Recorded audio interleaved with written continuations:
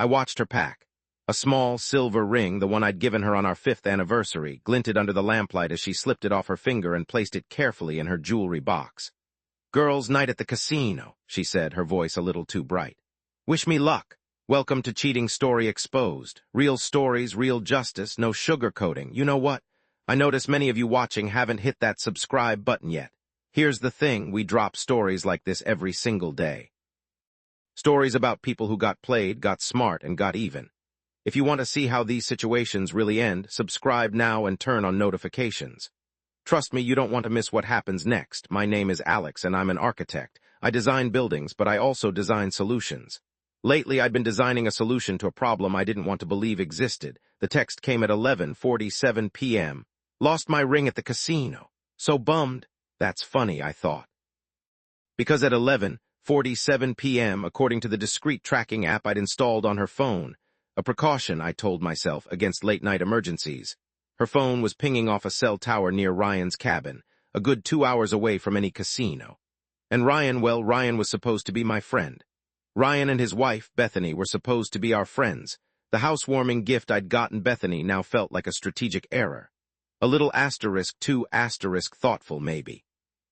A high-end espresso machine she raved about, but I now wondered if the coffee wasn't the only thing brewing in their kitchen. I didn't confront her. Not yet. I'm not the type to explode.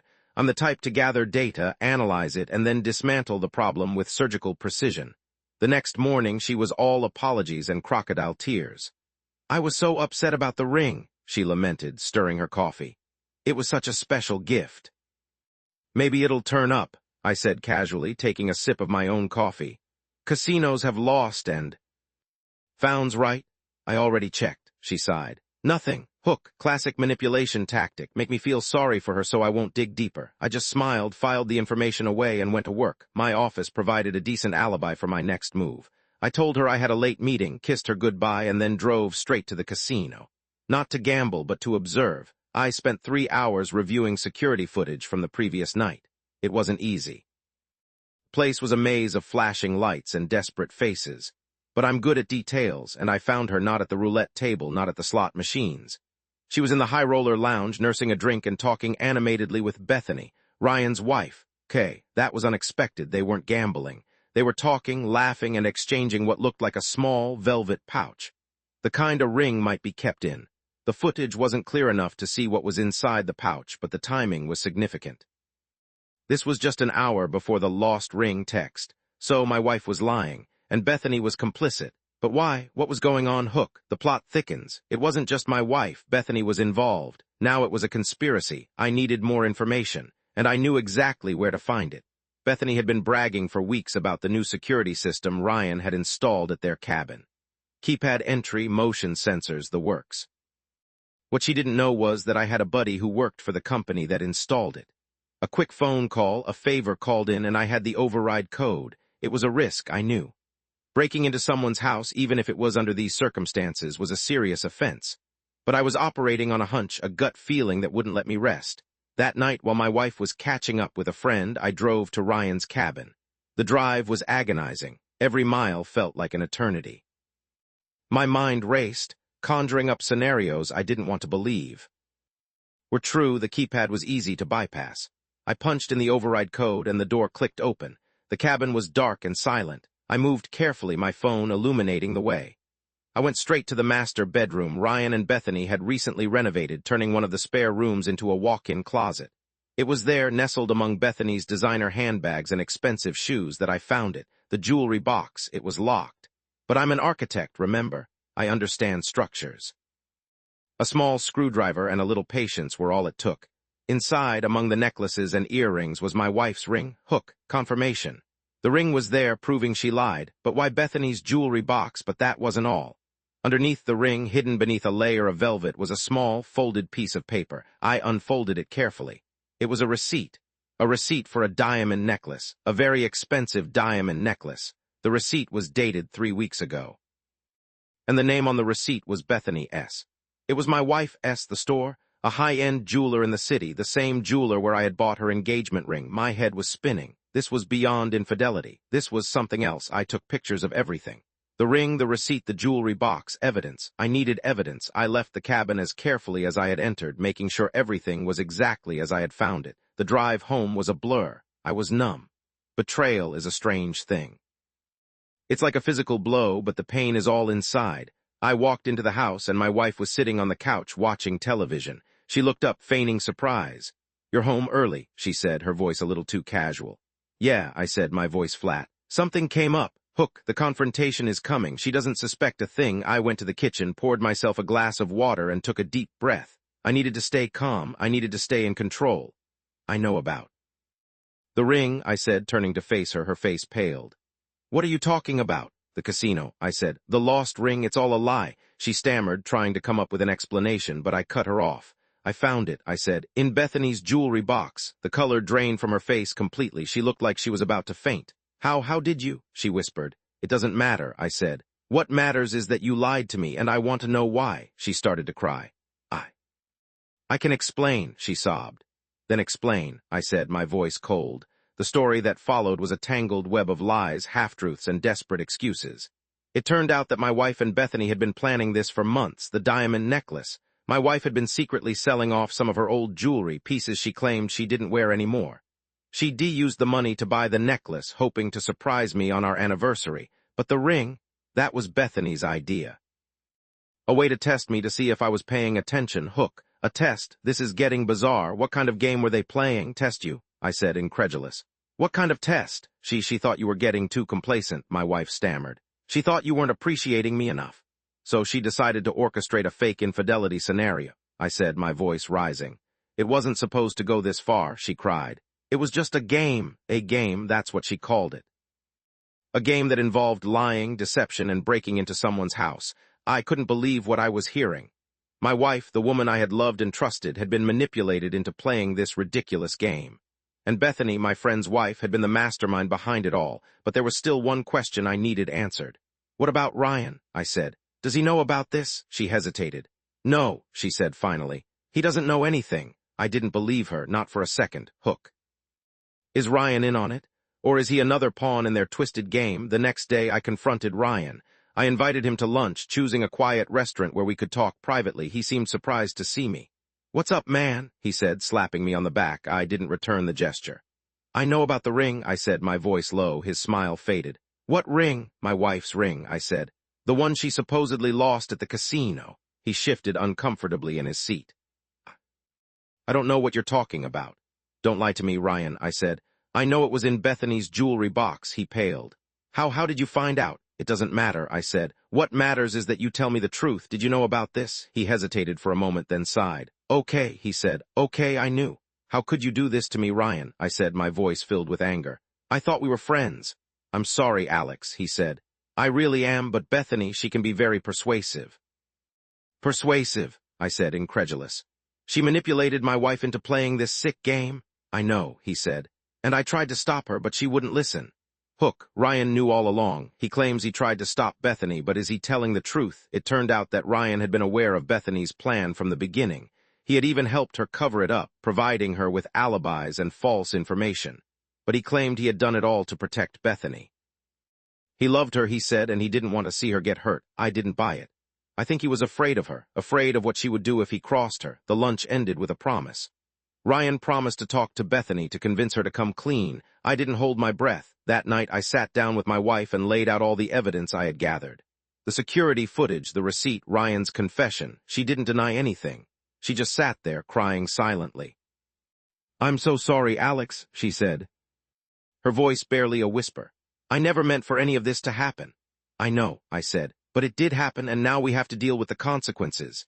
The consequences were severe. Our marriage was shattered. The trust was gone. We decided to separate. It was the only option. Hook. The marriage is over. The consequences of their actions are finally catching up to them, but the story doesn't end there. I wasn't just going to walk away and let Bethany get away with what she had done. I had a plan. A plan to expose her, to show her true colors to everyone she knew. I started by gathering more information. I spoke to Bethany's friends, her family, her colleagues. I learned everything I could about her, and what I discovered was disturbing. Bethany had a history of manipulation and deceit. She had used people her entire life, playing them against each other to get what she wanted. She was a master manipulator, a sociopath in disguise. I knew I had to be careful. She was dangerous. I decided to use her own tactics against her. I started spreading rumors, subtle hints about her behavior. I made sure the rumors reached the right people, people who would be most affected by the truth. It worked. Slowly but surely, Bethany's carefully constructed world began to crumble. Her friends started to distance themselves. Her family questioned her motives. Her colleagues lost respect for her. Hook. The plan is in motion. Bethany's world is starting to fall apart. And then I dropped the bomb. I anonymously sent a package to Ryan. Inside the package was a flash drive containing all the evidence I had gathered. The security footage, the receipt, my wife's confession. I knew Ryan would do the right thing. He was a decent man despite his weakness, and he did.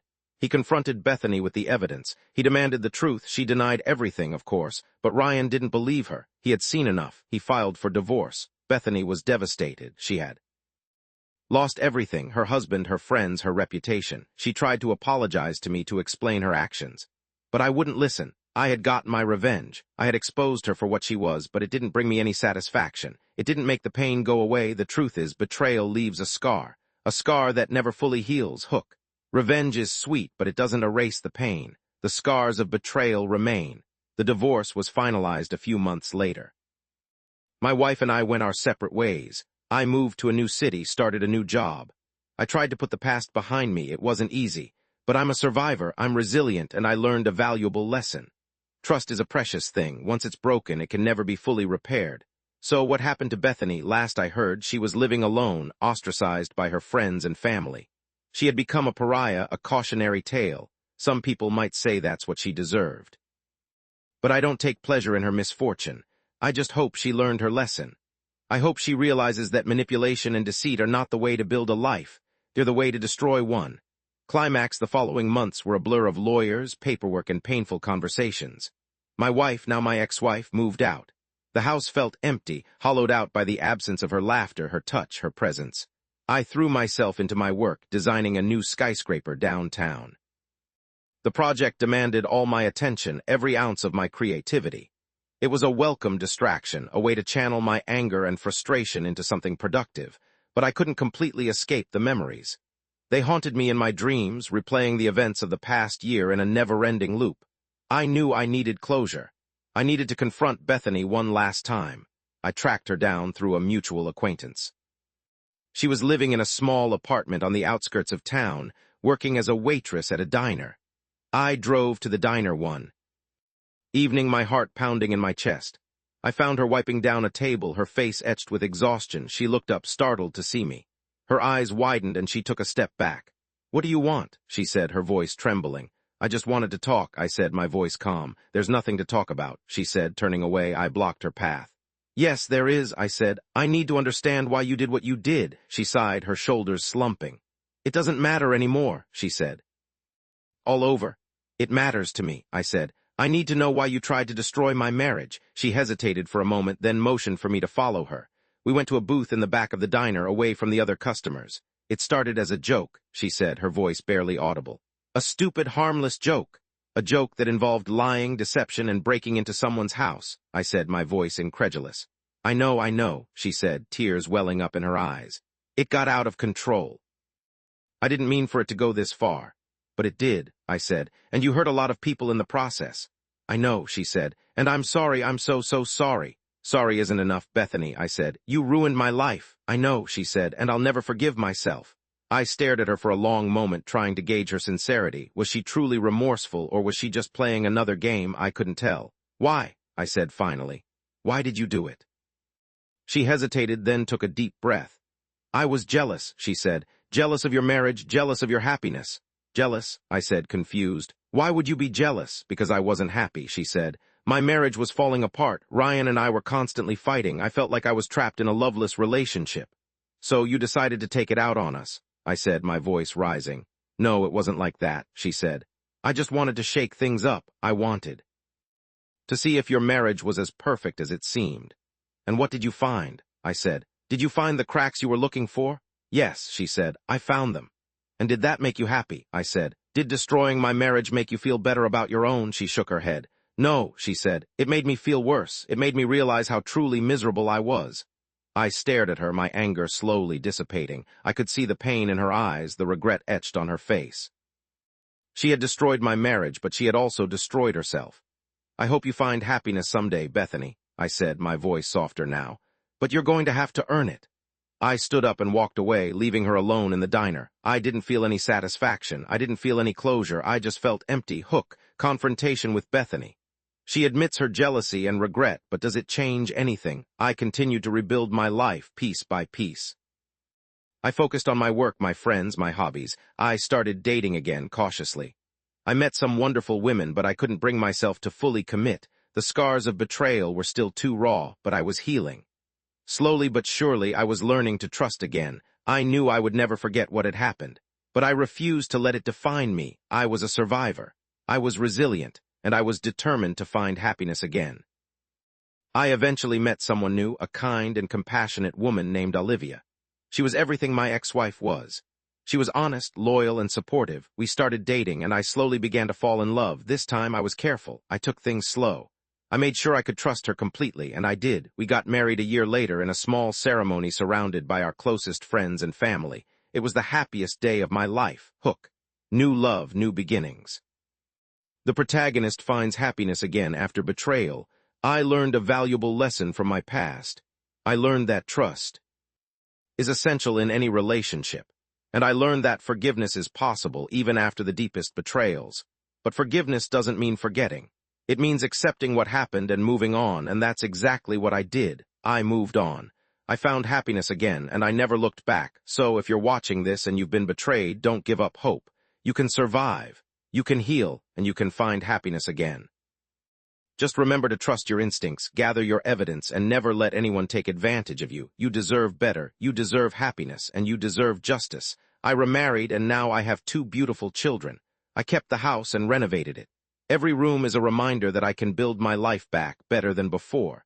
Bethany is long gone and mostly forgotten. My ex-wife is happy with a simple life. I am happy with a full life.